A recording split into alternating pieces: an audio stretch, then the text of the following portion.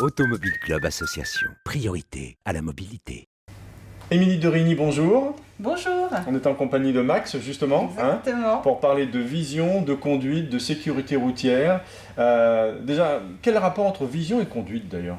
Alors, effectivement, la vue, c'est le sens le plus sollicité au volant. La très grande majorité des informations utiles pour conduire passent par la vision. C'est une évidence, mais on l'oublie parfois. Conduire, c'est un effort important pour les yeux. Donc effectivement, il est nécessaire de tout faire pour limiter cette fatigue des yeux. Par exemple, la pause qui est recommandée toutes les 2 heures, elle permet aussi à reposer nos yeux. Ce qui est important, c'est de se dire, la vision, elle va être essentielle pour prendre les bonnes décisions sur la route. Et elle est vraiment étroitement liée au temps de réaction. C'est en ça que c'est un pilier de la sécurité routière. L'attention, le temps de réaction, les distances de freinage raccourcies, effectivement. Alors ça semblait évident, mais c'est toujours bien de le rappeler. Où en sont les Français en matière de vision et de conduite? Alors, j'ai peur qu'on ne soit pas dans des très bons chiffres. Non, alors le constat est sans appel. On a beaucoup à faire encore, parce qu'un Français sur 5 conduit avec une mauvaise vision. Donc c'est effectivement très important. Alors, il faut reconnaître qu'il y a eu un travail formidable depuis des dizaines d'années en matière de sécurité routière, sur beaucoup de sujets très importants. Mais voilà, on peut dire que la vision, ça a été un peu le parent pauvre de la prévention routière. Donc aujourd'hui, c'est une très bonne nouvelle parce qu'effectivement, avec Max, avec la FIA, il y a une nouvelle règle d'or en matière de sécurité routière qui est de faire contrôler sa vision. Donc voilà, ce message, il est simple, mais il est important. Il est relayé par la FIA, il est relayé par l'Automobile Club également, par Essilor. Et tous ensemble, on va mettre nos forces en commun pour faire connaître ce message important. Parfait, on vous suit, on est avec vous. Quels sont les conseils qu'on pourrait donner maintenant à ceux qui prennent de la route pour les vacances, pour ne pas être éblouis, pour avoir une bonne vision, pour faire les choses pas au dernier moment, mais dans les bonnes formes? Alors, il y a 3 conseils vraiment importants. Le premier, c'est de faire contrôler sa vision et de la faire contrôler régulièrement. Chez un opticien, ça suffit, ou chez un ophtalmo? Alors effectivement, il n'y a que la visite chez l'ophtalmologiste qui va permettre de vraiment définir si vous avez besoin d'une correction visuelle et de quel niveau.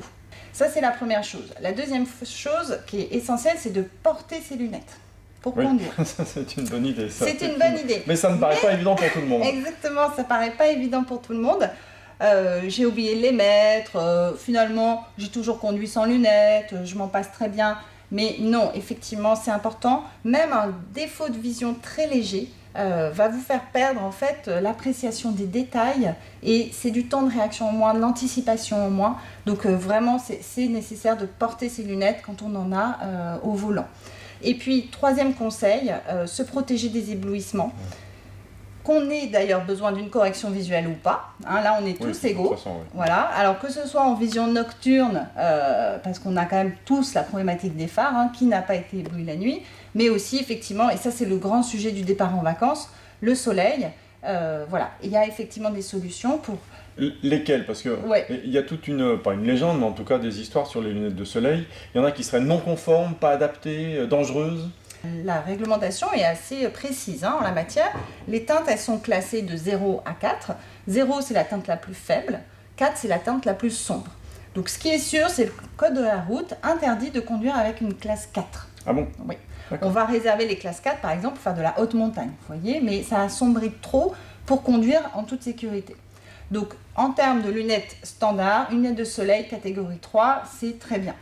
Ensuite, vous pouvez rechercher vraiment la performance maximale. Et ça, pour ça, vous allez pouvoir choisir un verre polarisant, Xperio.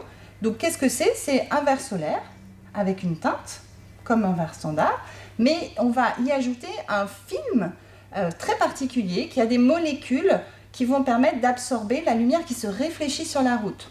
En fait, le verre polarisant, il limite les phénomènes de réverbération sur la route, qui sont particulièrement gênants en été quand on conduit longtemps. Donc ça, c'est un verre polarisant, ça va vraiment vous donner plus de confort, mais aussi une vision plus performante grâce à des meilleurs contrastes, et au final, voilà, une route plus en tranquillité. Bon, on prend la route en toute confiance avec Essilor et avec une bonne vue alors. Exactement. Bonnes vacances. Merci Émilie. Au revoir. Automobile Club Association. Priorité à la mobilité.